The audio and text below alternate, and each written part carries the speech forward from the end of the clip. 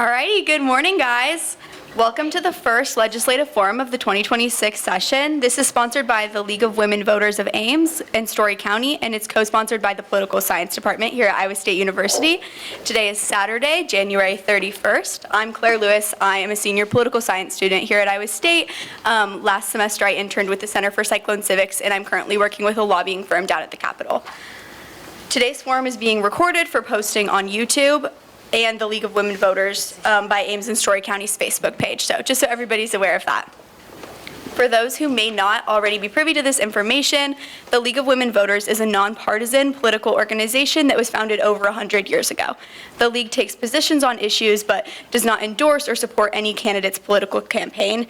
It influences public policy through education and advocacy and encourages informed voting through forums like this one. The goal of the League is to give voters the opportunity to receive answers to their questions directly from candidates and legislators. So first things first, we're going to kind of talk a little bit about the format of the forum just so that everybody's kind of aware of what's going on. So the forum includes first opening statements from each legislator. After that, we'll move to questions from the audience, and then lastly, we'll do closing statements if time allows. Because we want to prioritize audience questions, if we're starting to get close to the end and y'all still have questions you want to ask, we will skip those closing statements and continue to take questions from the audience. Questions from the audience can be written on cards, or you're welcome to come step up to the mic and ask the questions yourself. So if you have that card and that's where you want to write your question, go ahead and hold that up once you've written your question. We have some floating around. Otherwise, you can raise your hand and we'll get one to you. But go ahead and raise that card and someone will come and collect that card, bring it up to me, and then I'll go ahead and read that question if that works better for you. One quick reminder, we trust that all exchanges today between legislators and constituents will be civil and respectful, but we just want to thank all of our legislators for their time running for and serving in public office. We want to acknowledge that no matter what, that is a major cost of time and energy and time away from family. And so regardless of where we stand on the political spectrum, we thank you all for being here today and taking this time. We think it's super important to facilitate these conversations. So let's get started. First things first, I'm going to go ahead and introduce those of our legislators who we have attending today, and then we'll get started with those opening statements. So we're going to go down the line. So here I have Representative Wessel-Kroeschell, Representative Wilburn, Representative Barker, and then I have Senator Warme, Senator Quirmbach, and Senator Guth here for you today.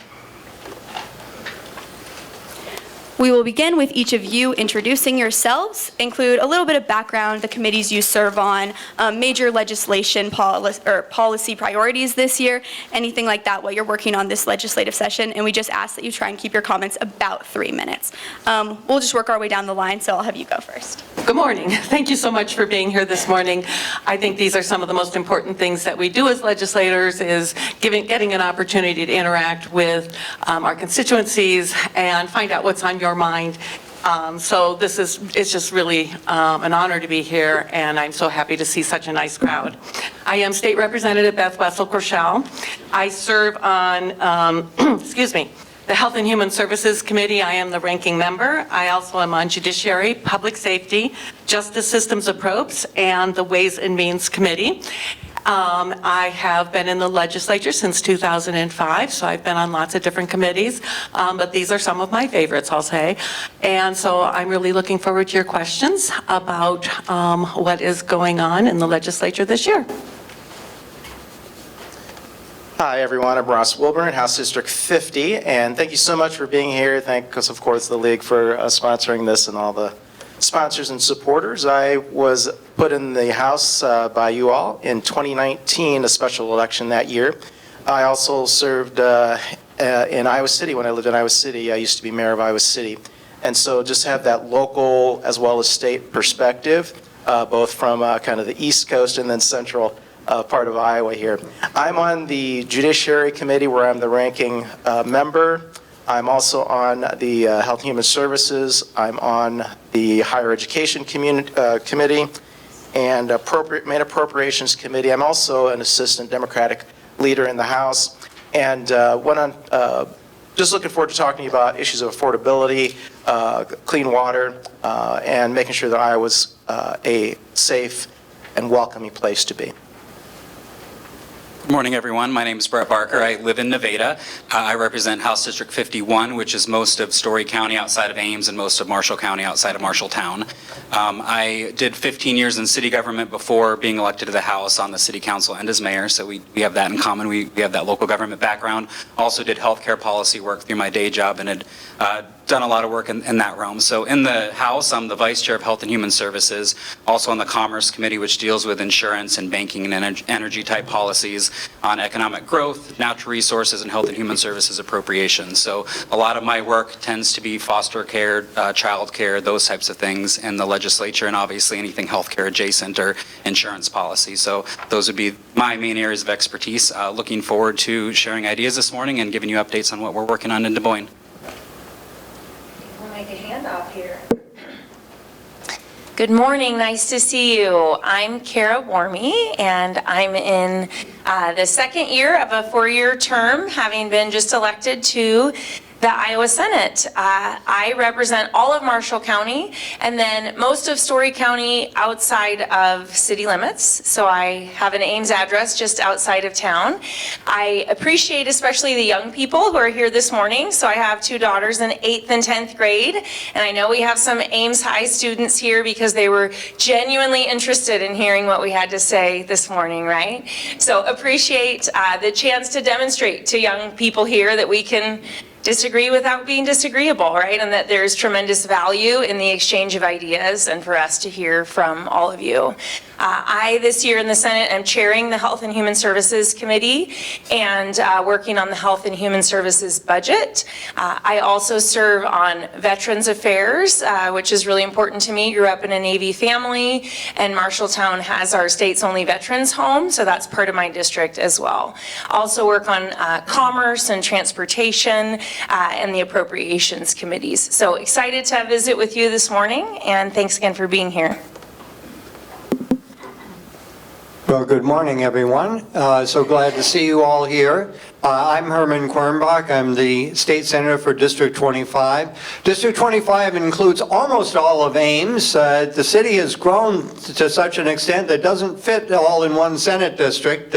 So they took away the southeast corner for me. I think it's precinct 4, but I'm still fighting for those folks too. I am serving on the Education Committee, where I am the ranking member. This is my 15th year in the leadership of that committee. I've served there for every year that I've been in the Senate.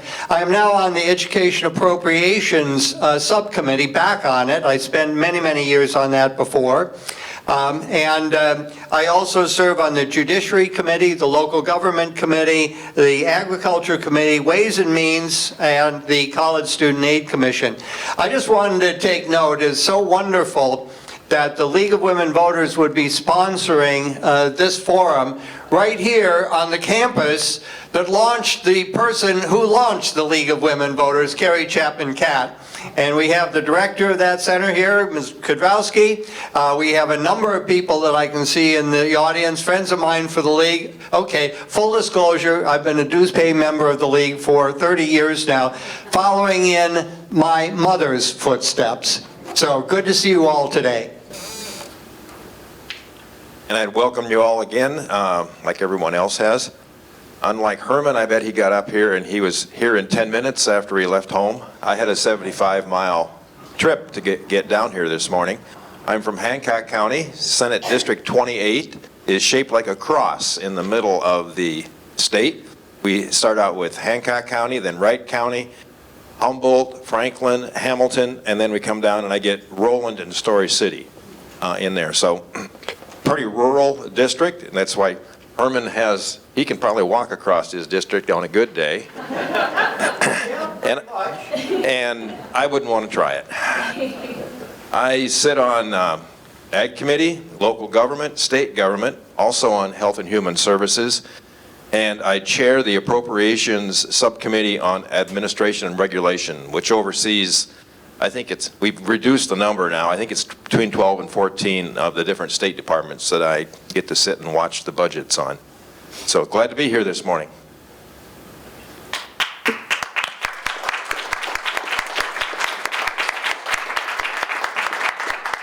Thank you all. We can now proceed with questions from the floor. If you have a question card, you can go ahead and raise that up at this time. Otherwise, you can come on and step up to the mic. We'll go ahead and form a line off to this side for anyone who wants to ask questions up at the mic here. When you come up to ask a question, we ask that you please state your name, where you live, and then ask your question. For y'all legislators, please try to keep your answers to about 90 seconds. You'll notice John here's our timer, so he'll go ahead and flag you if you're getting close to the time limit. Come on up.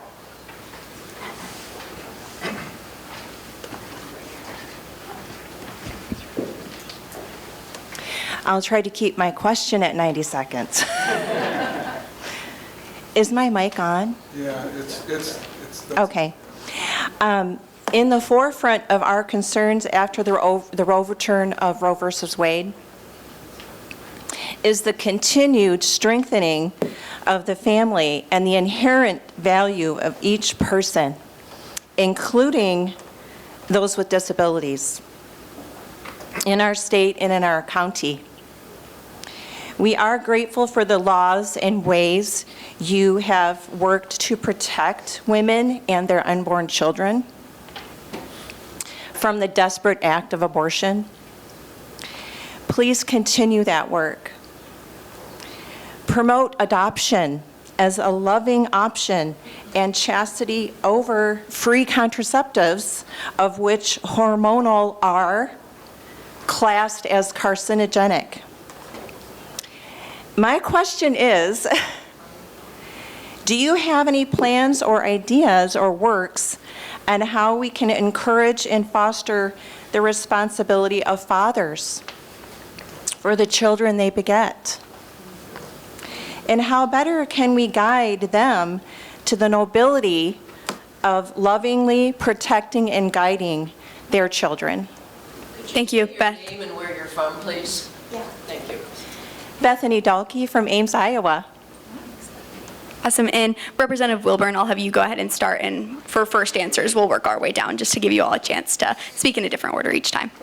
Okay. Thank you for the comments and questions. I'm not going to be able in 90 seconds to cover all of that. What I will say is we have had some bipartisan support in terms of adoptions, trying to make that easier, making sure there's responsibility with the foster parents. So that's one thing that there has been bipartisan support. Other than that, I know there's some efforts at trying to make sure that that fathers do have some accessibility. The safety and education of the child is foremost, and I'm willing to have our courts, our judges, our Department of Human Services work on that and put parameters around that. But I myself was divorced with young children. We worked out an agreement. We're able to do that. So I understand, appreciate that, but we want to make sure that children are safe, children are getting education, and parents have the skills to, foster parents, the skills to raise them, not by putting in over-restrictive rules or using food as a weapon or trying to discipline with food. Yeah, thank you for the question. 90 seconds would be hard to get to all the work we're doing, but it's very, very important things in there. I think we can agree to disagree on some of the abortion policy and things you talked about, but I think we can all agree it's important to take care of those families and those children. And so some of the things I'm working on, there was some foster legislation that I worked on in the House last year that I'm excited that our friends in the Senate are moving this year, and hopefully we'll get across the goal line. And then I also have multiple bills this year I'm working on to strengthen our foster care system, and hopefully send the Senate a package of some of those things so that we do remove some of those barriers that are preventing us from having those families. We have fewer foster families in our system than what the federal government expects, so we need to figure out how we bolster that. And also, like my colleague mentioned, equip those families to provide really good care, because ultimately it's really about the children. We did foster to adopt, and so that's something that you'll see me being a champion for down there at the Capitol.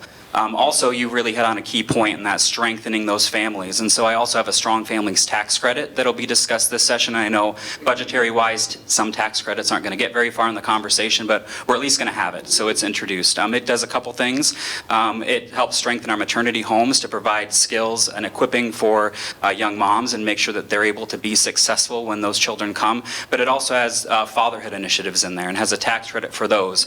There are some states like Florida who have done a tremendous job bringing in the fathers that may not even know that their child's potentially going into the system. Bringing them in and saying, do you want to be a dad? If so, we'll come alongside you and help you with that so we can help keep those children out of the system, because ultimately the goal is to not even need the foster care system, because we've strengthened the families and provided them the resources that they need to be successful.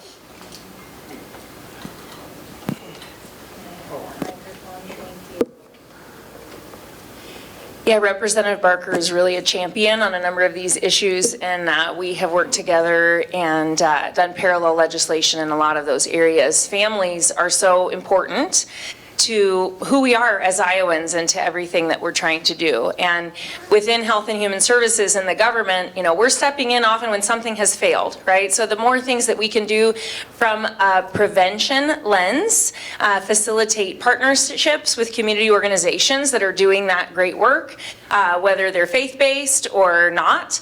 In many cases, that provides a lot more community and wraparound service than what a government program can do, and that helps us strengthen families and give those kids the opportunity to succeed.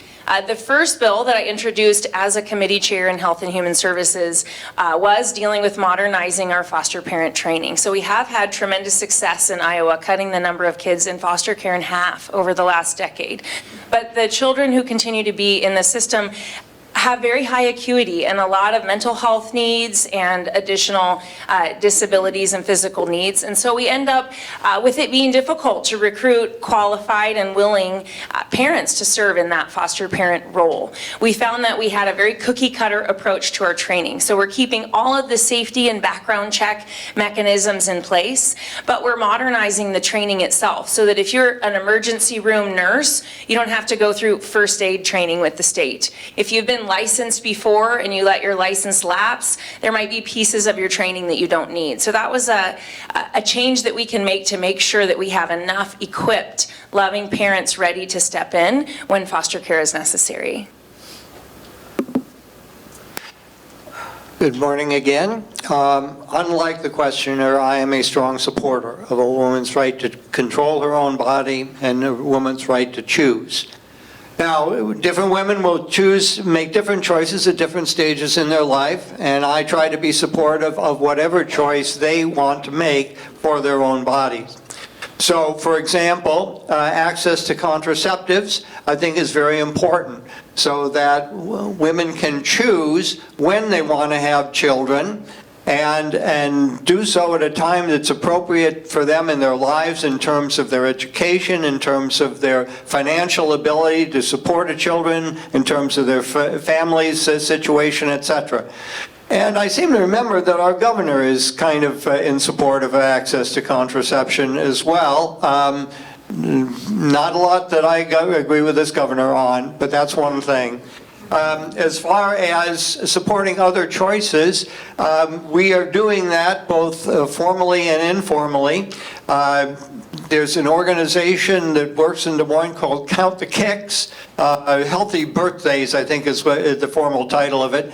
And my Senate colleague, Janet Peterson, is a strong supporter, indeed one of the initial founders there.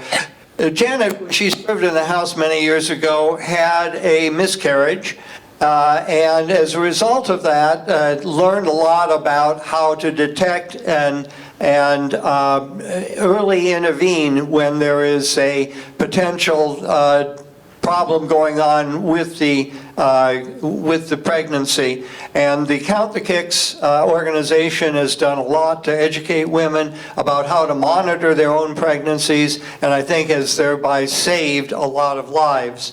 I think my time is up.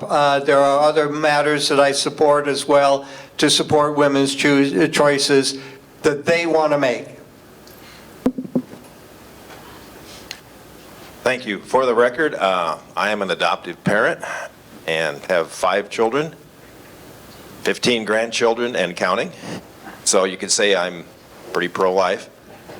I'd probably disagree with most of the things that Senator Quirmbach just brought up, but that's okay. We can still get along just fine.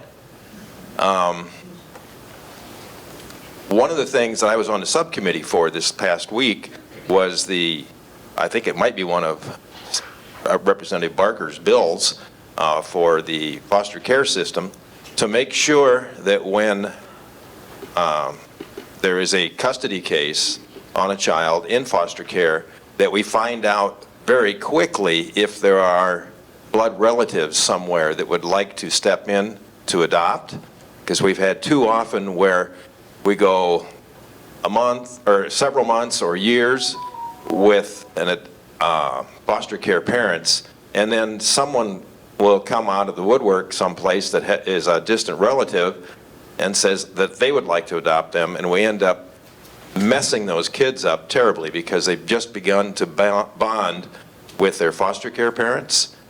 And I have a niece who is in that situation right now, that after 3 years, a grandmother stepped up that wanted to have custody of these children, and it's just been terrible seeing the kids themselves say, we don't want to go there, we want to stay where it's safe. So I think that's an important thing that we should be passing. Thank you. Thank you for the question. I'm a strong advocate for a woman's right to choose and for a full range of reproductive health care. I believe that the health and well-being of mothers is so very important, and we need to protect that. Children certainly need their fathers, but they also need their mothers, and when we put them at risk in pregnancy, we are doing no favors to our children. A bill that we just passed out of Health and Human Services this week, I have to tell you, was very disturbing to me and shows you where we are lacking services for our disabled children. We passed a bill that would China a child, allow parents to China a child. That means giving their child up to the state because there aren't resources available in this state to care for seriously disabled children. This is based on one example, but there are multiple examples. I think this is heart-wrenching that a parent has to give up their right to parent when they have a seriously disabled child in order to get services. I know this is something that the disability community has fought for many, many years, and I think we need to look at other directions to go on this. For the protection of both, I am considering supporting this in the end just because we are so far away from being able to care for our seriously disabled children, and this is a crime. Thank you all. Go ahead and ask the next question. Please introduce yourself and where you're from. My name is Serena Williams. I'm from Ames, Iowa, lived here for quite some time. As you know, I stepped down as being a special education EA yesterday. Yesterday was my last day. However, the experience will ever remain with me, and it has inspired a new career pathway for me. So my question is, what reforms and policies do you guys plan on having in place for education? Like, for an example, having school administrators get more involved in the process. Like, instead of being behind a desk, actually go in the classroom, know what's going on with their teachers and students. Like, if a student injures a teacher or attacks a teacher and disrupts the learning environment, like, bring some accountability on those students and their parents so that this can be an example for them. And also more funding for special education teachers who are burnt out, feeling unappreciated. And for someone who has worked as a special education EA level 3, I have seen that so many times. I have had teachers, feel that way, but luckily I am blessed that my son has a teacher who has really been his advocate. So what is the game plan? Because I have had teachers in EA say, we do not feel safe. We feel like the school administrators don't hear us. We feel like they care more about passing out diplomas and just passing on kids, even if they're not at the level they're supposed to be. What policies and reforms do you guys plan to put in place so that Iowa can be the state that I know it can be in education? Thank you, Serena, for your question. Representative Barker, I'll have you go first. Congratulations on finding your career path and being passionate for education. With 5 kids coming through our education system, it's something obviously that I feel really strongly about too. And even growing up down in the state of Florida, I knew Iowa's foundation in education because I took the Iowa test of basic skills before I knew where Iowa was. And obviously it's on the quarter and all those things. And you hit on a couple key things. I mean, one, the teachers and the students need to feel safe, and we did have some bills last year in the House, particularly around that, to provide some more accountability, allowing the school administration to work through some of those issues. And ultimately, ultimately, you know, in education, what I don't like to see is more and more money going to administration and less going to the folks that are actually caring for the children in the classroom. And so the teacher pay raise that we've done was important. In the House, we've really been passionate about the para-educators and making sure we're funding those people that are helping the teachers do a better job and attract and retain really good quality people, because we all need quality educators, quality people working with our kids in school, so we maintain that quality. So those are a couple of the things that we have been working on, and I'm sure there will be more coming. I'm not on the education committee, so I'm not quite in tune on some of the things going through their subcommittees and committees, but looking forward to some of those coming to the floor.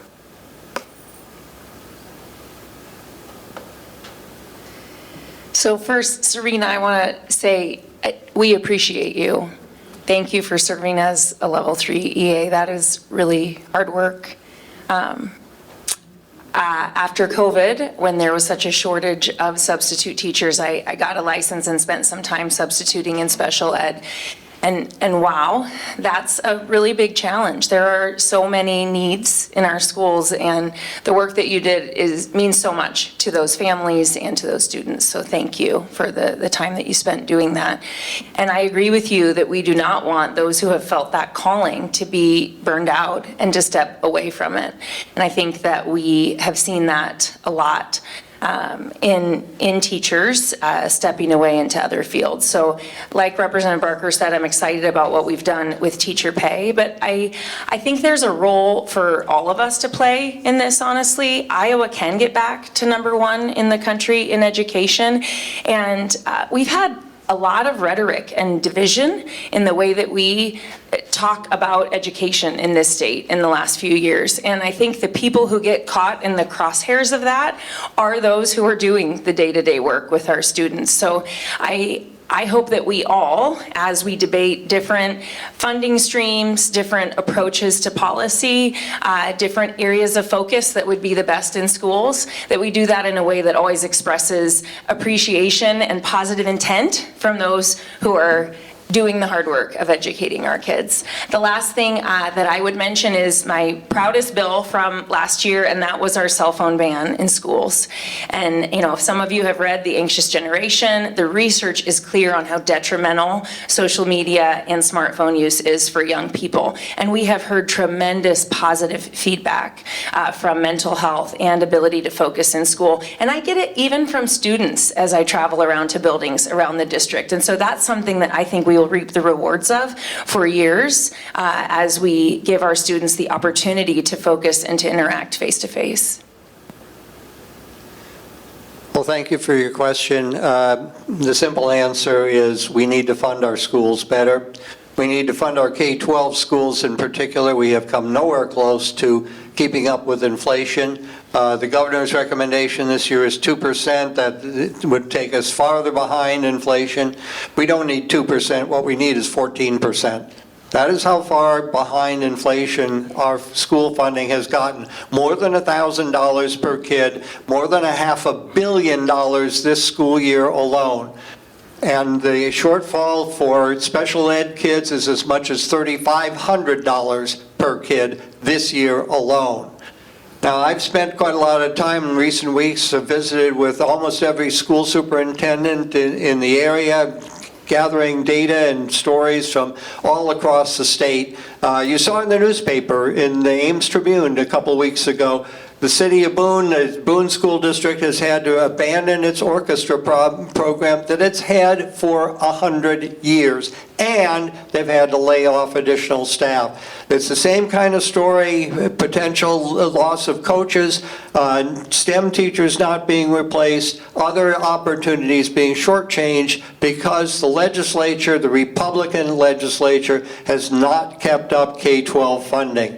And I'm not going to have enough time to talk about university funding, but that situation is pretty bad too. I hope to get back to that. Thank you. My wife is a substitute teacher in the public school, and she is both a para and she works frequently with the learning disabled there and brings home a lot of good detail on that. My daughter also works in a private school, and they have a different system there for dealing with all this. And I think the most important thing that we can do quickly is having the right people as administrators and as school board members that are going to emphasize this. Seems like there's never enough money for everything, but we have to have people that are in control of the local school that are willing to put the right emphasis on those that have extra needs in order to see them succeed and thrive in the way that we'd really like to see. I think I'm just going to stop there and pass the mic on. Okay. Underfunding of our schools is just an absolutely huge problem. And you can talk to any teacher, administrator, certainly in this school district, and hear that over and over and over. We also, you have to know, weakened our AEAs, which spent a serious amount of time and energy and resources working with special education. That was a major part of what they did. They used to go into homes at birth to help with different disabilities. And we have lost that. Now people are self-funding those services, and we have fewer and fewer services for our seriously disabled, as I said in my previous answer. We need those services. We need them in the schools, and we need them outside the schools. You are not the first special ed worker to talk to me about this. I have one constituent who says he replaces his eyeglasses on a regular basis because of attacks from students. This has been going on for years, but underfunding is a problem. Destroying our AEAs is a problem. We need to strengthen our schools. We need to give power back to the local control of schools and make sure that teachers have the resources that they need in their classrooms. Thank you so much for your work, and previous jobs that I've had actually was diversity coordinator for Iowa State Extension, and when I lived in Iowa City, I was the equity coordinator there and worked closely with our special ed folks and then the group of students who have Section 504 plans. And so your work is critical. That takes funding. Our public schools, they need the resources. Public schools accept all students, and they need the resources to deliver those.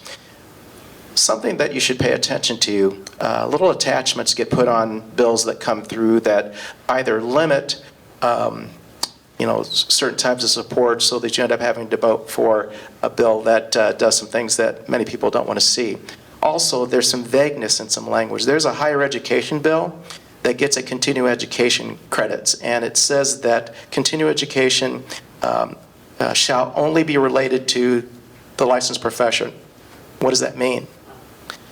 There are some concerns that I have and some others have about the legislature dictating to the licensed professionals, whether it's in education, special ed, whatever, across the board, even plumbers, lawyers, and the vagueness of that language sometimes can limit what they are able to deliver. And so you all need training. We want to make sure that you are able to reach diverse audiences across the board, where that might be. Thank you. Good morning, everybody. Thank you for making the trip.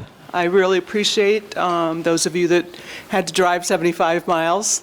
I made that drive a few times in 2024, so I know how tiring it can be. My question is regarding a seeming obsession at the Capitol with transgender people. My youngest child is transgender. Representative Wilburn has a child who's transgender. My child doesn't feel welcome in my state that I love. He's working his ass off at a hospital in Denver right now, Children's Hospital. We need people like my October desperately to teach our children to be social workers, to be janitors, for God's sake, anything, right? But you guys don't want him because of who he is. And it frustrates the dickens out of me. I don't understand it.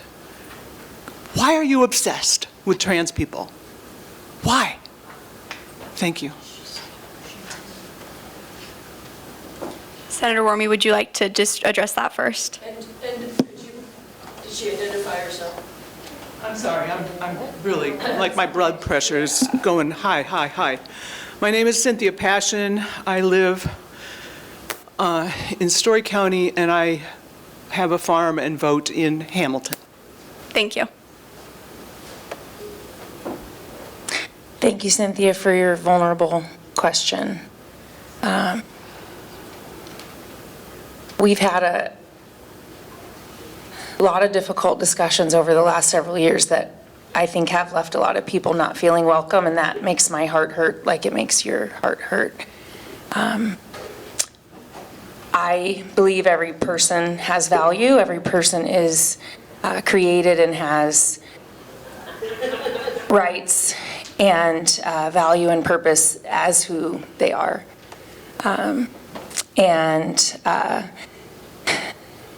I know that you're thinking specifically about one specific thing, because I've only been there 1 year, that I voted on had to do with the Iowa Civil Rights Code. And so I'll think about that piece for me. I was a student athlete. I don't know if we have any other student athletes in the room. So in the early 2000s, I ran cross country and track at Stanford University. And Title IX was a federal protection, is a federal protection to enable funding for women's sports to match men's sports. And I had tremendous opportunities through that to grow in leadership and strength and so many things. And we see that in the state of Iowa and what Caitlin Clark and Audie Crooks and so many other female athletes have done. Iowa had passed laws to protect girls' sports and to keep girls safe in sports. And those were facing legal challenges based on the Civil Rights Code that we had. Because it wasn't clear, how can you protect women's rights if you also say that gender is fluid? That was in conflict. And so my vote had everything to do with protecting women's sports for my daughters and other girls in the state, and is not intended to make anyone not feel welcome or valued or loved. I'm sorry, but protecting women's sports is a fig leaf to protect, to shield what's actually going on, which is bigotry against these wonderful human beings. Cindy, you're not the only person with a transgender relative. My brother's only grandchild started life presenting herself as female in grade school, transitioned to male. But more recently, because of all of the hatred and because of all of the hostility, has gone back to presenting herself as female, which is not true to her true character.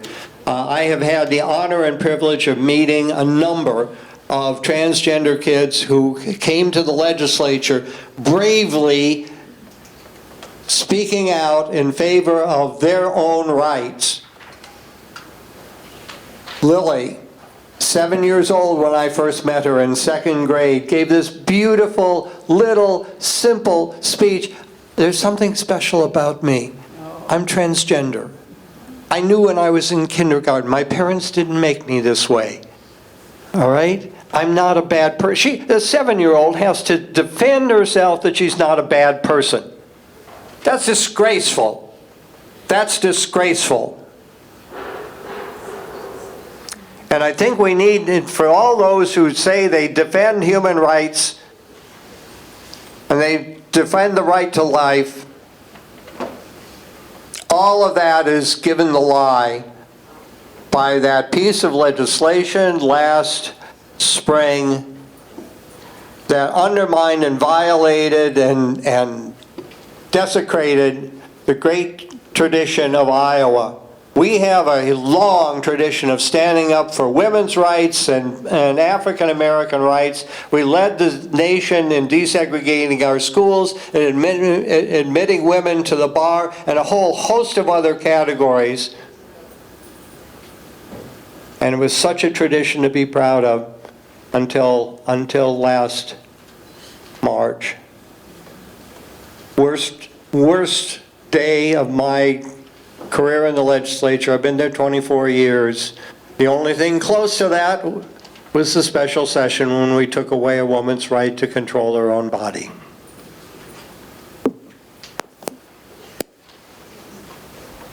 Thank you. I believe the Civil Rights Code is still expanded beyond what it should be. Our Civil Rights Code should be the same for all people, rather than taking certain people and giving them extra protection. Our Constitution says that all people are created equal, and that's what I agree with. And I don't think we should have anybody who gets special treatment.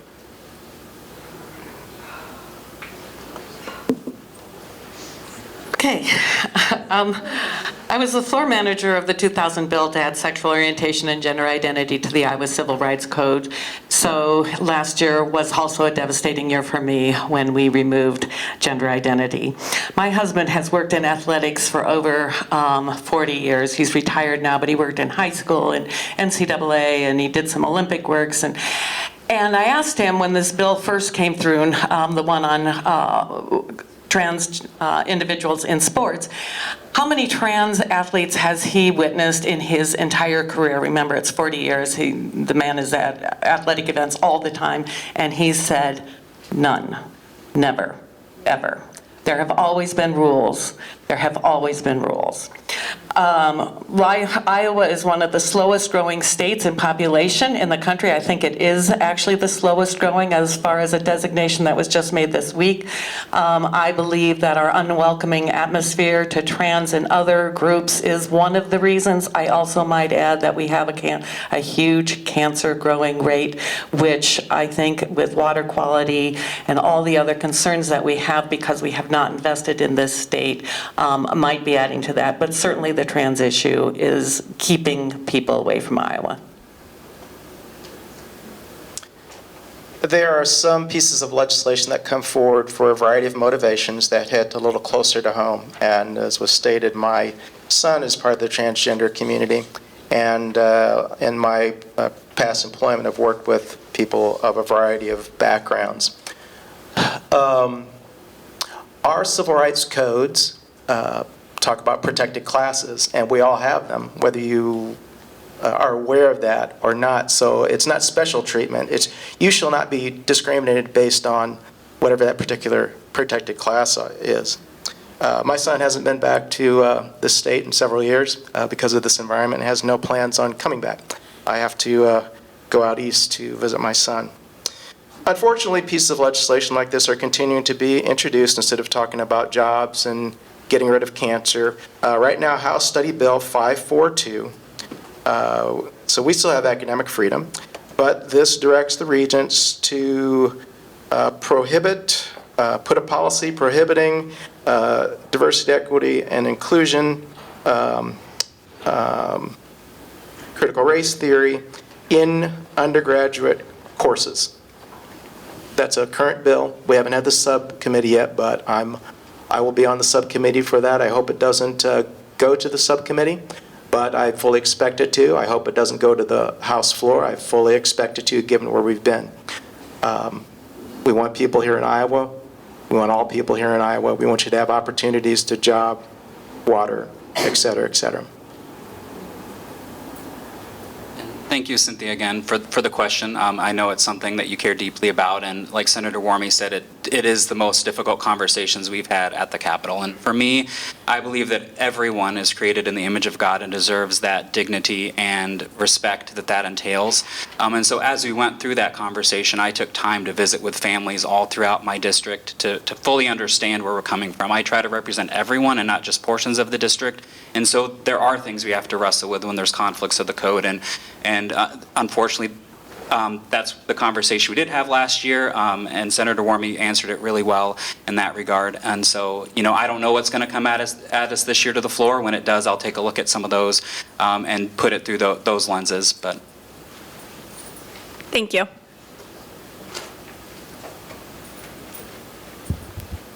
Hi, my name is Marta Berkran. I live in Ames, but I own farmland in both Story County and Webster County. I am an impacted landowner by the Summit Carbon Pipeline. Our U.S. and Iowa constitutions say that you can only take land in the rare occasion for public use. The Summit Carbon Pipeline is a private, for-profit company who has, by the Iowa Utility Commission, been granted the right to use eminent domain against me and many other landowners. There are two bills that have been passed. House File 2104 was passed in the House. It was a clean bill that said you can't use eminent domain for a carbon pipeline. Two of our representatives voted against that. In the Senate, it was amended to match Senate File 2067. And my question is, when Senator Klimisch says that his bill is a compromise and says that it protects landowners, and yet it doesn't protect landowners because companies would still be allowed to use eminent domain, I want to know how you will revise Senate File 2067, ban eminent domain so that we truly are protected. Because I know from personal experience that Summit will come up and say, well, it costs 10 to 12 million a mile for a carbon pipeline, so we have to use eminent domain. Or they will tell you that there are too many curves for the pipeline, it needs to be straight. And so they are going to take your land for a hazardous pipeline, and that's the exception that's in that bill. So I would like your comments on those bills and how you would change the bill and perhaps justify your votes. Thank you. Thank you, Marta. Senator Quirmbach, I'll have you go first. Well, thank you for your question. I visited the group that met this week. They had a little after-hours gathering to reinforce the troops. It has been a long, hard fight. I am opposed to the use of eminent domain for pipelines. Okay, I'm not opposed to a pipeline itself, but there are a number of hurdles that would have to be surmounted. And the first is, make sure that you get the land through voluntary transactions. Use the market, don't use the heavy hand of government. Okay? I get the opportunity to echo a right-wing sound like that. But on this one, that's where I happen to be. But we also have to worry about the construction standards so that the pipelines, if it's ever built, is done in a way that's going to be safe. They're not going to crack or leak or, break down if heavy farm equipment goes over the top. We also need to have appropriate setbacks. I know our county supervisors here in Story have worried about that, so that if there were a leak, people could evacuate the area before being asphyxiated. And then from an environmental point of view, we have to nail down what the ultimate use of the carbon dioxide is when it gets up to North Dakota. If they're going to use it for fracking, to take more polluting petroleum out of the ground, then it vitiates the whole of the environmental argument. And just last thought, it is ironic to me that our very conservative friend, Mr. Rastetter, is promoting this pipeline, not for market-based reasons. He's promoting it to milk a government program. So how ironic is that? I think that the pipeline has a lot of hurdles to clear. I don't know that it's going to get past even the first one. I know that there are a lot of construction workers who want jobs, and I'm very sympathetic with them. But let's say if we're going to do it, we got to do it in the right way. And Senator Quirmbach, this is one of the few times I really agree with you 100%. I am a farmer. Last year I raised about 90,000 bushels of corn. I'd love to see the price of corn go up. I am an investor in an ethanol plant. I am almost an affected landowner. It goes 1.25 miles from my farm. Was originally going to go through a farm that I rented, but they moved it across the road, so I am not actually an affected landowner, but I'm close. I have a lot of interest and understanding of what's going on out there. I support the bill as it came from the House that would simply say, we are not going to allow eminent domain to be used for carbon oxide pipelines. Doesn't mean you can't put a pipeline in. It only means that you can't use eminent domain. There's a whole lot of other things I don't like about the whole 45Q, 45Z and all of that, but that's not really a part of this part of the conversation. So I'll leave it at that. You'll find out I tend to say what I want to say quickly. Thank you. I think the Iowa Utilities Board got it wrong that a CO2 pipeline is not a public good, in my opinion. I am opposed to eminent domain being used for private good, for a private profit. And I do serve in the House, so I have repeatedly and consistently voted against it over the last, some people say 5 years. I don't know how many times the bills have come up, but I would say at least 3 years. I've done that. I mean, I was on an eminent domain biller. We were considering some of the same things on the Kilo event that happened in Connecticut in the earlier 2000s, and I was consistent back then. So I have consistently voted to keep eminent domain from being used for private profit. I want to make sure, and I can't see where the woman, thank you. So thank you for your efforts and your fight that you've put up, and I was one who voted against the bill in the House. I do want to point out, for those that haven't, tracked as much of her fight and others' fights, the governor vetoed the bill last year. I was one of 13 House Democrats who told the House Speaker, I'm willing to come forward to override the governor's veto, so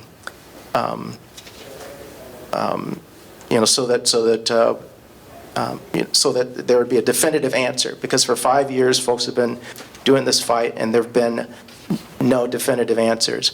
I didn't say the people who created the bill are playing games. I said that it's a disservice to everyone that the governor had an opportunity to bring both parties, because Democrats haven't been part of the discussion and negotiations, together from her veto until this session started. She did not. From the very start, she was not going to vote against anything that she viewed was going to stop the pipeline from going through. At one point, and you'll remember this, when it was back to 90% volunteer participation that would be required for it to do, I introduced an amendment in committee to say 100%. If you are genuine, this is a genuine effort, 100% must be voluntary. The Republicans on the Judiciary Committee voted it down. So I don't know what's going to come forward. I suspect we're going to be right back here at the end of the session. So unfortunately, but I'll keep listening to you and trying to work to get a resolution. And this is a topic I wish I had 90 minutes probably than 90 seconds, because there's a lot to it, a lot of history to it. To me, we have pipeline all over Iowa, all under the ground, tens of thousands of miles. All of it is private. All of it is for profit. And every time we have these same conversations. And so to me, the system is broken. Our eminent domain process itself is fundamentally broken. They have to pick a route blindly, without talking to landowners, send scary letters, show up at a community meeting months later, and that does not foster cooperation. It doesn't foster voluntary easements. And I believe we can do both. I think we can protect landowners and the future of our economy, and give farmers markets to new products. And so ultimately, that's where I hope we land the plane, that we can do both. And there are some different models floating about. I know the House will need some more explicit protections than what the Senate's talking about. But maybe I'm too optimistic. I think we can find a place that we can land this plane. I think we're all tired of having to go back and forth year after year and deal with it. And hopefully we can reform the system to have those voluntary easements. I know a lot of the conversation in the Senate is looking to other states who have done hundreds and thousands of miles of pipe with zero eminent domain domain because they allow that voluntary process to occur and say you can't even say the word eminent domain until you've exhausted every voluntary potential in this whole big wide corridor. And so I think we can get there where we can have no eminent domain and still allow our farmers to sell their corn for higher prices, allow the ethanol plants in my district to expand and have those markets, because we're never going to compete with Brazil on the commodity prices. We have to go up the value-added chain, or else everyone's well-being in the state's tied to corn prices, and I think that has to be part of the discussion as well. So where we have some folks in the crowd newer to civics, the lemonade that I will make out of the lemons of this long-standing situation, like we've heard, is notice that the disagreements here are not on party lines, right? There's a lot of hard work that we do at the Capitol, and sometimes the disagreements are between Republicans, between Democrats, between the House and the Senate. It's really difficult to find an answer that everyone agrees with. And this is something that's been going on for 5 years and more.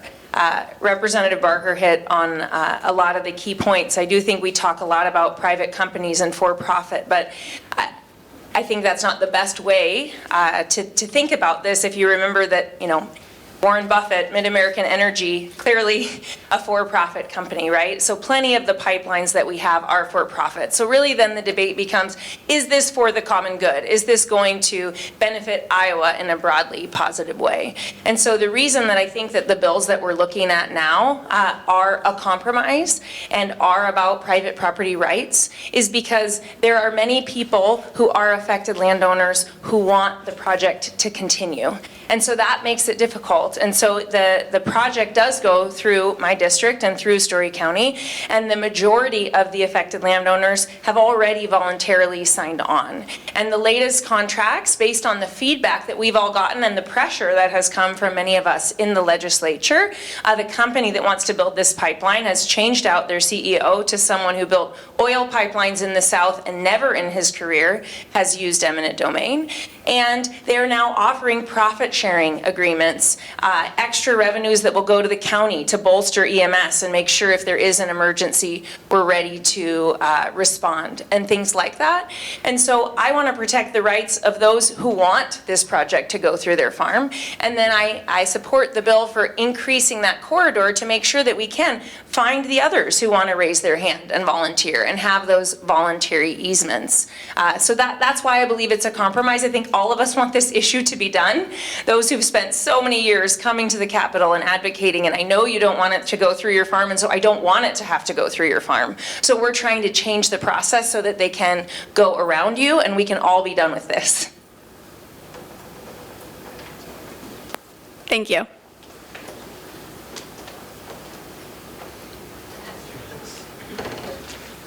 My name is Rick Dietz. I live just north of Ames.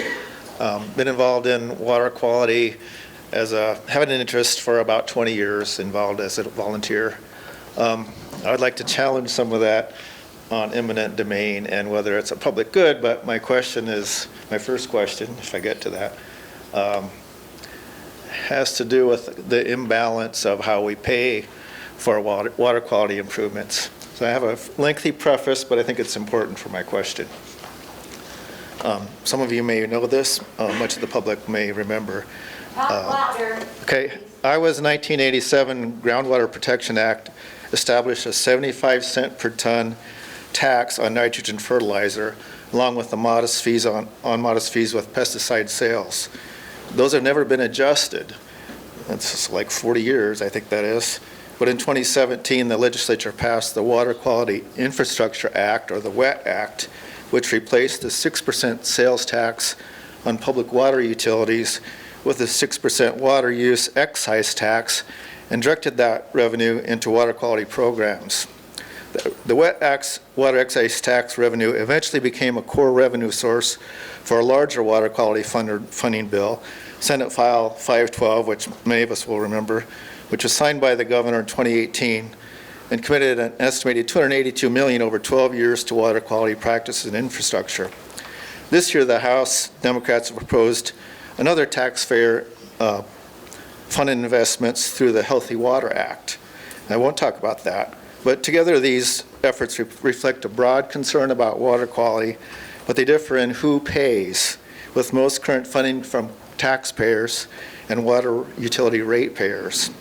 So Iowans collectively pay tens of millions of dollars each year, and likely far more when all costs are fully considered, through state, federal, and local conservation programs, and through water, sewer, storm utility bills, water monitoring, and nitrate removal, including water treatment upgrades, new and deeper wells, private well testing, and home infiltration systems. Almost to my question. In contrast, on a typical 360-acre farm, I'm not a farmer, I don't know how typical that is, applying 150 to 180 pounds of nitrogen per acre, current fertilizer tax amounts to roughly $20 to $25 per year on that 360-acre farm. So just pennies per acre, generating less than $1 million annually statewide. So my question is, would you support increasing that nitrogen fertilizer tax from 75 cents to, let's say, $2 per ton, an adjustment that could generate on the order of $10 million annually to fund statewide nitrate monitoring and provide direct assistance to communities and to rural residents dealing with contamination, given that the added cost per acre would still fall well within normal day-to-day fertilizer fluctuations? So I hope you follow that. And yeah, Rick was kind enough to send us this question in advance, so I have it printed out so that you'll be able to look at it in case you need to circle back. Well, this is something I have a lot of background in, so I followed most of what you've got to say there. Good. Something we need to understand about nitrogen is that nitrogen is water soluble, and it is affected greatly by the rainfall that we have in Iowa and also by drought. Phosphorus, on the other hand, the other part of water quality, binds very tightly to the soil and only gets into the water if the soil is actually washed into the water when we have erosion. And if we look back at our goals when we first set up our nutrient reduction plan, we are only 1% away from achieving our goal on phosphorus.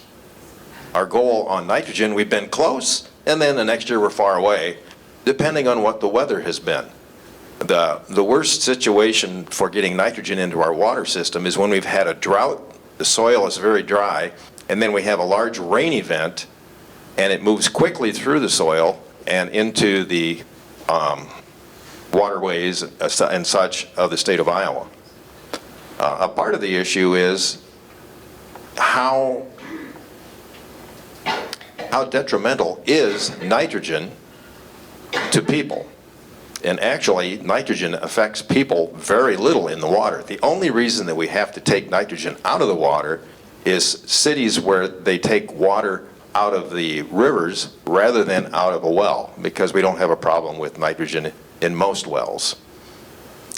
So I think, I can't say how I would support or not support a fertilizer tax, nitrogen fertilizer tax, because I think we're actually putting our emphasis in the wrong place, where what we really need to do is perhaps understand why the nitrogen is a problem, and the best way to counter that problem is actually with the nitrogen removal plants, which cost very little to run per person, actually much less to run than what this tax would be for the farmers. It actually is around $3 per person per year for those people that get fresh water off of, the Des Moines Water Works is the biggest one, and it has supplies not just the Des Moines area, but also the rural water system. And really, it isn't that big of an expense. Thank you. Thank you for the question. I think water quality should be one of our top priorities this year. We have such a serious issue, and we know there's a connection to our cancer rates. I mean, obviously, we have horrible water problems.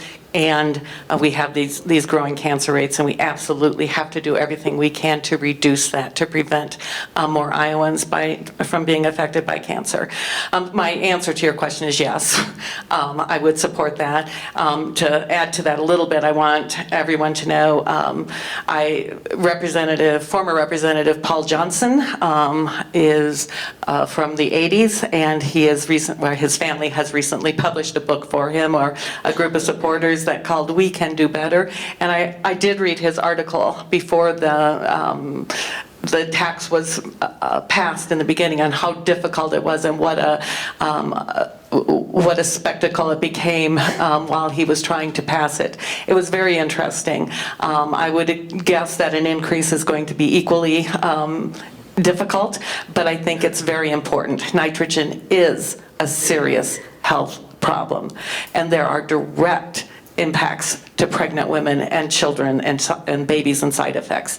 The other ones are indirect. We don't have complete and total proof, but we absolutely need to protect the health and well-being of Iowans. The caveat is that if it's approved, then it needs to be funded, right? We had the 3/8 penny natural resources that was supposed to go to water quality, recreation, but it was never implemented, right? And the other caveat, that it's got to be part of a comprehensive look at, and you referred to the Iowa Healthy Water Act, which House Democrats put forward to try and get the conversation started. I invite my Republican colleagues to take us up on that. It's to fund a $600,000 statewide water monitoring program, create clean water tax credits for farmers, create the Iowa Water Quality Loan Program, triple state funding for Iowa's nutrient reduction strategy, establish the Iowa Clean Water Certification Program, a mix of, one, how you fund it, and then two, yes, some voluntary components. We need to look at some things that may not be quite so voluntary, but I think it has to be addressed. We can't ignore the problem. We can't ignore even just the monitoring of wells. And, there's some things that just aren't happening. Doing nothing is unacceptable. And I think it sounds like we all agree that it's a topic of conversation we need to have. It's something that I have some colleagues in my caucus who are very versed in water quality and can give me the whole history and what's working, what's not working. And what's clear to me is we have programs all across state government. And so one bill I'd actually be interested in your feedback on. Wednesday goes to subcommittee that I filed, which is about a resiliency plan for water, and it's quantity and quality. So I know we're not going to get a lot of money in any new program this year with the budget. And so it's really about planning ahead and looking at all those programs, what's the low-hanging fruit, so that when we do have federal funding or state funding available, we can move forward. But it looks at quantity, flood, and drought, because we keep having conversations and rebuilding things over and over again from flood. We need to learn to live with the water a little bit better. And also the quality piece is in there too. I know, and Senator Guth already hit on it, the phosphorus data about decreasing that almost 20%. We do have some success stories about the things that we're doing. And to me, what's really exciting being here is what Iowa State brings to the table and the innovation in ag, the precision spraying on specific plants rather than having airplanes come through and douse the whole field. There's a project in Melbourne in my district about all those innovative natural ag processes where they can take the runoff off all these fields, run it through natural processes, and have no discharge at the other end. Cover crops, no-till, all those things. I am very optimistic about what ag innovation can do to help that problem going forward, and we've already seen the numbers go in a positive direction. You stole what I was going to say. Yeah, so I would echo that water quality, I'm glad to hear, is something that we're all thinking about. And I think for Iowa, there's a tremendous opportunity in recreation and attracting young people to want to be in our state. The more we improve our water quality and welcome people onto our lakes and rivers, we see a lot of neighboring states where that's really a draw.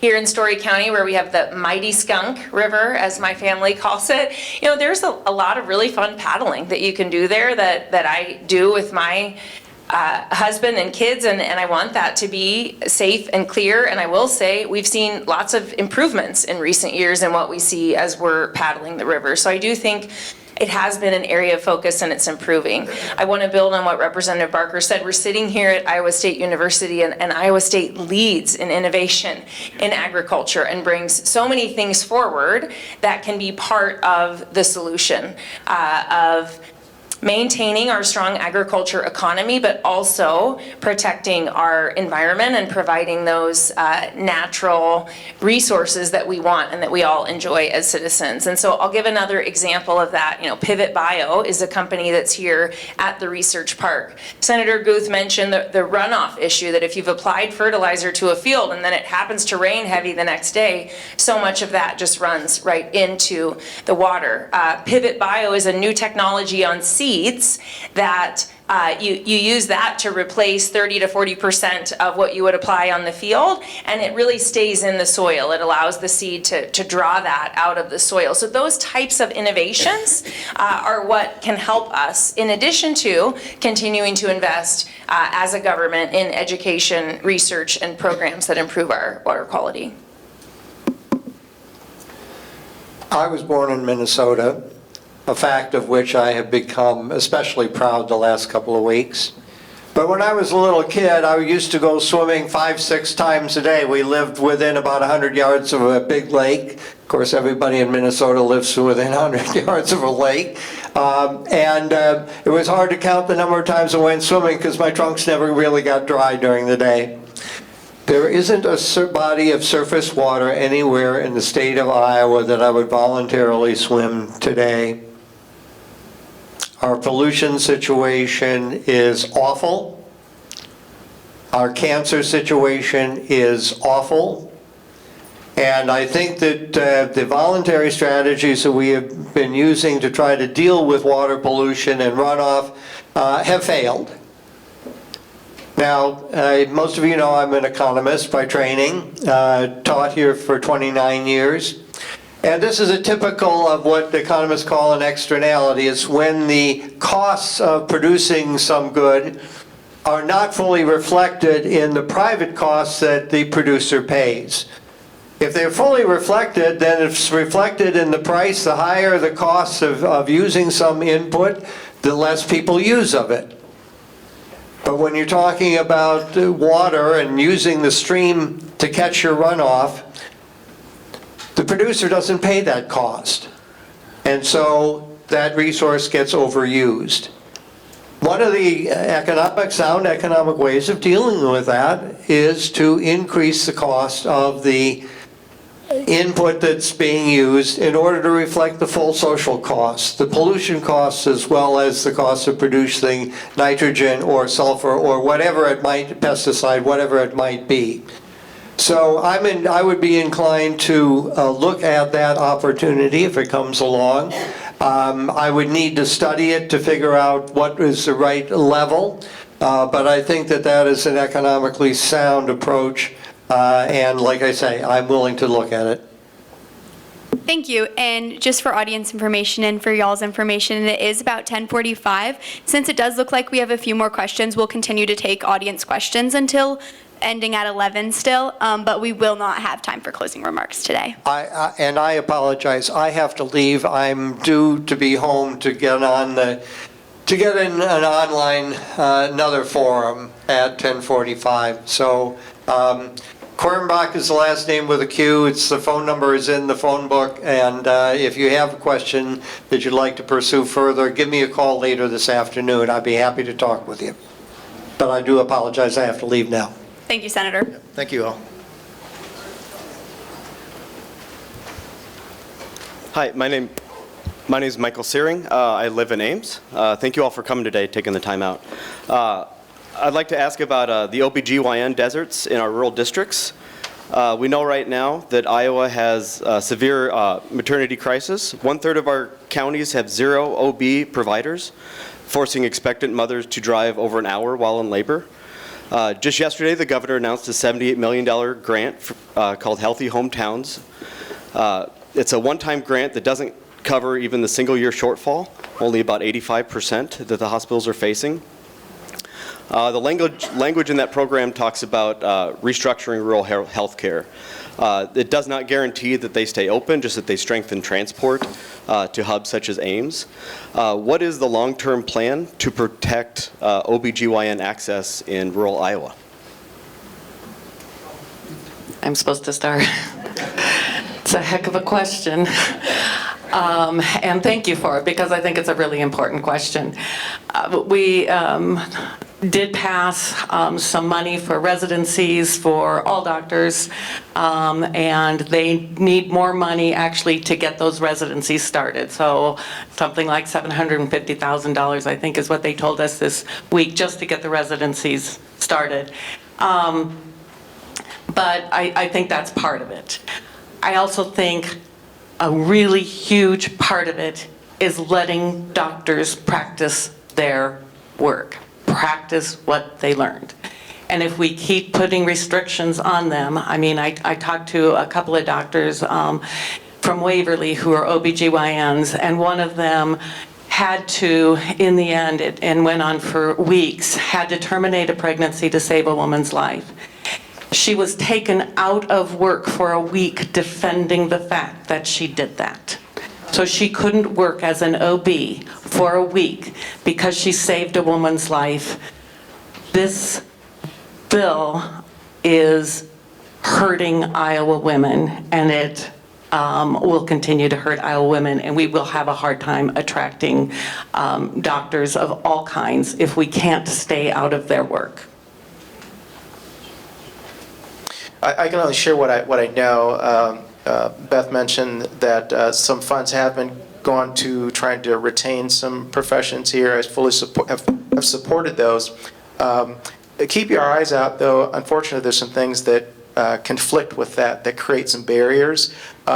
Because, for example, different profession law, there was a bill that's been introduced to require that 80% of the law grad admissions, specifically at the University of Iowa College of Law, must be in-state. So that drives out, some folks from coming here, but also, as is, a lot of our folks are leaving the state. They'll get accepted to Iowa or Drake, but they'll go to George Washington, Minnesota, some other types of things. So pay attention to when there are things, some solutions that are going to create further problems, I believe, in my opinion. Another potential, there's a bill, again, directed at the University of Iowa hospitals and clinics, and this one I think would be a good thing. It's to say that there can't be no compete clauses for doctors. We've got these satellite centers all over the state, and if you're on one of the borders and you can't work across the, why would you want to be a doctor here?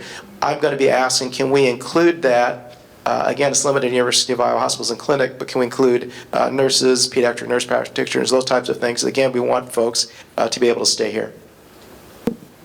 It's going to be really hard to get to all this in this one. I agree on the non-competes. It's definitely a barrier, and there's barriers all across government, and I think some of the red tape barriers we have to remove, and we've been streamlining practice acts and things like that. A lot of it's the workforce pipeline. One thing we do know, though, is Iowans that are trained here and do residencies here and internships here, our fellowships here, are more likely to stay and practice here, and so a lot of the work we are doing is to try to do that on the pipeline, but that's not a quick solution. That takes decades or more to get those students all the way through. Another couple things I'm working on that I'll highlight is there's a bill for a non-resident tax credit that I put in, because I know we're bringing students from all over the country that are getting excellent training here at our universities. It's not only healthcare, but it's veterinary med, education, engineering, because those are areas that we train a lot of students, and then we have the brains leave. And so students are easy to retain if they're exposed to Iowa as non-resident students, and so we're trying to credit back some of their tuition that they paid, that non-resident portion, back to them to get them to stay. As a tool, I'm also working on something called 340B, which is probably something most of you have never heard about, but it's a federal program with our drug manufacturers, and the manufacturers have found some loopholes, and a lot of that money actually funds our rural healthcare systems, and in many hospitals, specifically maternity care. And so that's something I'm hoping to take those loopholes out, and with that, I will hand it off to my colleague here because I'm running out of time. Really appreciate the question. It's a key priority of mine in leading Health and Human Services in the Senate. You referenced the Healthy Hometowns, the Rural Health Transformation Grant. And the good news there is what was just announced is the first piece of that funding. It's a 5-year program, and Iowa applied for $1 billion in federal funds. We've been awarded so far $209 million. So the first set of grants went out this week. We're trying to stay as quick and as far ahead as we can because we're competing with other states all across the country for that funding. But we want to make sure that we use these hub and spokes type model in rural Iowa where we do have difficulty recruiting providers.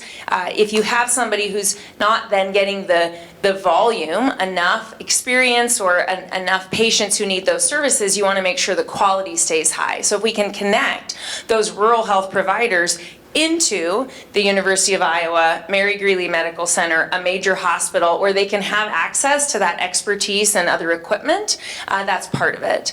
And so we will continue to increase the funding to rural Iowa, specifically to maternal care. I worked on several bills last year in support of our midwives in Iowa and birth centers. So removing a regulatory burden called Certificate of Need that was preventing Iowa midwives who'd like to open a birth center for Iowans who would choose that method for their OB care. And so we removed that barrier, so that would be an option. Also doing a lot of things to support PAs or physician assistants, because in many counties, those are the providers that we have available. And we want to use our new residencies to get more doctors out into rural Iowa as well. And I was going to talk about certificate of need, but that's what Kara already mentioned here.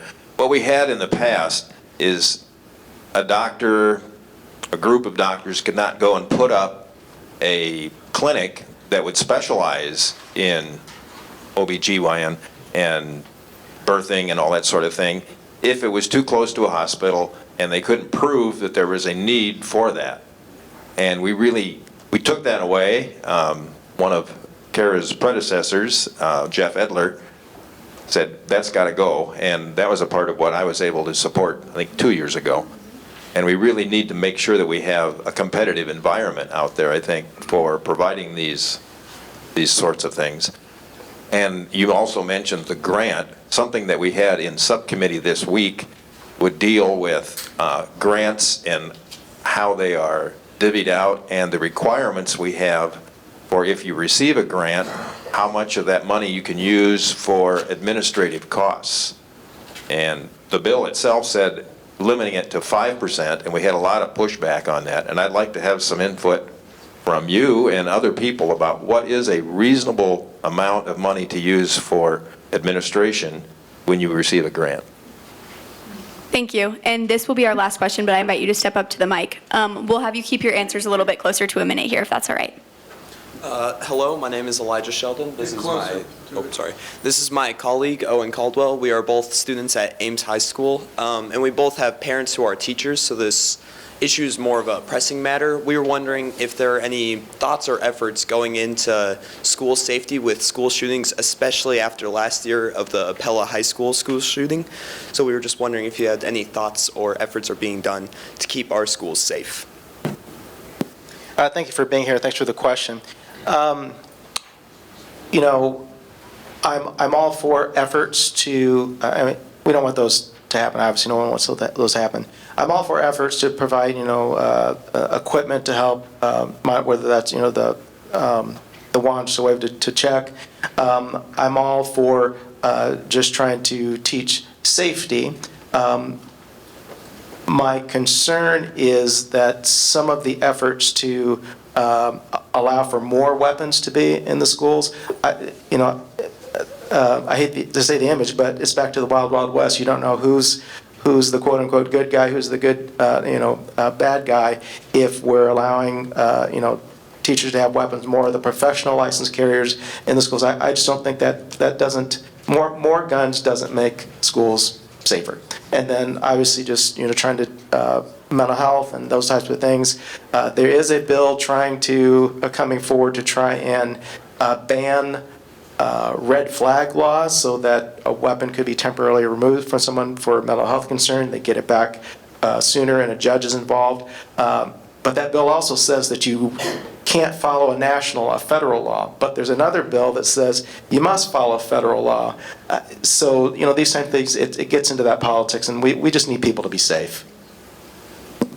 And obviously an important question. I was a freshman when Columbine happened, and that shook my generation, and it's unfortunate that we're continuing to have the conversation. I think it's obviously complex and multifaceted. We would have solved it by now.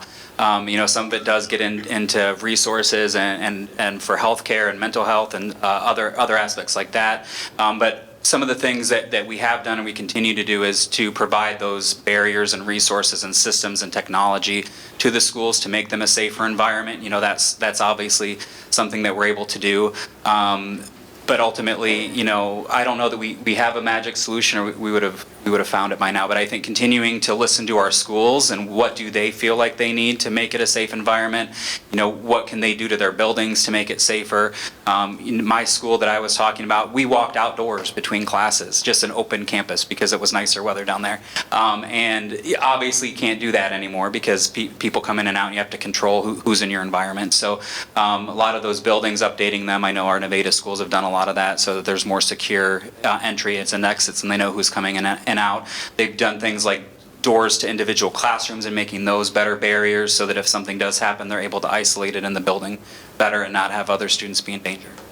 And an expert's right here too, that I will continue to ask more about. Our former police chief has a lot of thoughts too on some of that. So part of what I do is listen to those in the district that are the experts because I can't know everything. So I have my phone of friends when specific things come up and go, what do you think about this proposal? Will it work? And so that's one of mine when it comes to law enforcement and safety. Thanks to your parents for being teachers, and thanks for the question. Safety has to be a priority for students and for teachers at school. I do think that school resource officers can play a great role in that, in building positive relationships with students and also creating an environment of an increase in the safety that people feel, knowing that that officer is there and that officer is trained in weapons that he has or she has and in how to respond in a difficult situation. I also think mental health supports, especially for young people, are critical. Whenever I hear about a school shooting, I feel equally devastated for that young person who made that terrible decision to do that, right? Like what is it that happened in their mind and in their life that would take them to that place, right? And so I want to make sure, often there are mental health supports that have failed that put someone into a position that now has put other teachers and students in danger. So I want to make sure that we have the mental health supports that we need, that we don't have environments where people feel bullied or don't have the supports that they need. And we can have a safer environment, therefore, for our students and teachers. And those are good questions. I remember, I'm thinking it was about 3 years ago, we passed a bill that required all of the public schools to put together a safety plan, and they had to be approved, and they coordinated that with local police, and you'd probably be able to confirm some of that, that they had a plan that would help get the right people there quick. But quick is never quick enough in the situation like we're talking about. And if something happens, you need somebody right there. So I do support having teachers or others armed within a school. But I also think we need to think long-term. And this would be a challenge for the two of you, because the most important thing in the mental health of our students is the family that they come from. And I'm challenge all young people to make sure that they are prepared to be good parents and provide that sort of secure home where mental health isn't as big of a problem as what we have right now. And that's really long term. I'm talking about your kids. So 20 years from now, maybe it'll make a difference, but we need some things that happen faster than that too. Thank you for the question, and I'm actually very sorry that you have to ask it. My son was in high school when Newtown happened, and I remember his feelings back then. I also remember that he had a school shutdown one day just because of an angry parent outside, and we just don't know where the guns are, and it's very, very scary when somebody is upset. We did pass the school safety plans, and they worked for Perry because the police officers came fast enough, right? But that didn't work well enough to save 2 lives, and that was wrong. I support red flag laws to keep guns out of the hands of people who are struggling and may harm themselves or others. I also have always supported background checks and permits to carry, but we have lost most of those in this state. So it is very easy to get a gun with no background check and to carry. So I think we have a long ways to go because we need to prevent these from happening, not just react to them when they do happen. So thank you so much for the question. Again, I'm so sorry you had to ask it. Thank you. That brings us to the conclusion of this forum. The first thing I want to do is just touch on a couple of things, a couple of reminders from the league. First and foremost, if you are not yet registered to vote, our wonderful ladies at the table in the back are more than happy to help you. And then we just have a couple of league events coming up that we want to remind y'all of. So on February 5th at 6:30 at the Ames Public Library, there's going to be an event called Free for All that's about public libraries and education in that realm. And then on February 19th, also at the Ames Public Library, there will be the monthly Learn with the League presentation on public education. And then lastly, the League's Lobby Day, so another opportunity to see all of these great faces, but a little bit more in their neck of the woods, is going to be on Thursday, February 26th. If attending that is something you're interested in, please leave your information at that same back table. Thank you so much to our legislators for coming down today. We truly, truly appreciate the time you've spent. So we'd just like to ask you all to give them one more round of applause before they head out. Some of us have our nomination petitions for this fall's election. If you're willing to, if you live in our districts, please come up. Glad to have your signatures.